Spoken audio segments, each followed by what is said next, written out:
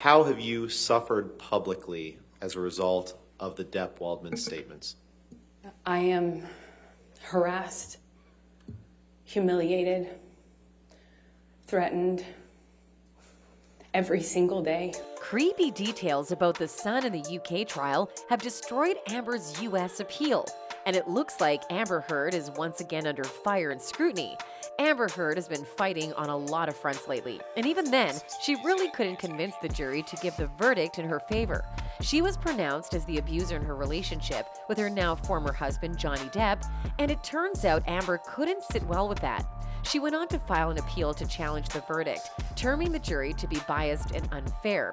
However, recently has come news that a very shocking yet creepy detail about The Sun, a new outlet, has been revealed, and it has just destroyed Amber's few chances of winning the appeal. That's right, watch till the end to get all the details. In a post that recently went viral on Twitter, there seems to be quite a speculation about who the owner of The Sun is dating.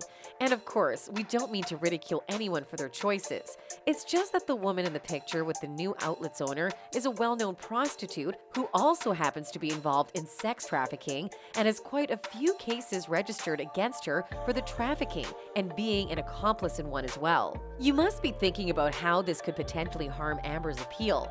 Well, that is because The Sun is the very news outlet via which Amber Heard issues her op-ed against Johnny Depp. Creepy and shocking. Now that's a combination we don't come across that frequently. The association between the owner of The Sun and the sex trafficker who was sentenced to prison casts doubt on Amber's appeal against Johnny in the UK court and could even jeopardize the entire appeal together. Even though the connection might not be the best, it still can be used by Depp's team to cause cracks in Amber's already withering reputation. It could also mean that Amber could have bribed the newspaper into issuing her op-ed. But hey, this is not what we are saying. It's what Johnny's lawyer might from their entire case on in response to Heard's appeal. Well, because I believed in some of the causes that the op-ed was seeking to advance. There was a lot of attention and energy around gender-based issues, gender-based violence issues in general. I had just recently become an ambassador for the ACLU.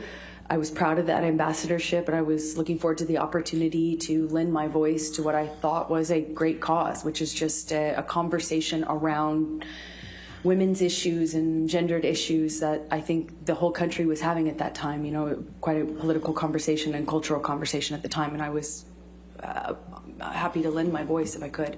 A Twitter user has also shed some light on who the mysterious woman next to The Sun's owner is in the picture, and we think you should hear it out.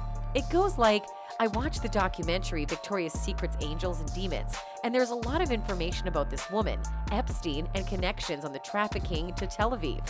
It was interesting and kind of set off a flag since AH and EB spent so much time there. Just saying. All right, Mr. Foreperson, is this the verdict of the jury? Yes. All right, is it unanimous?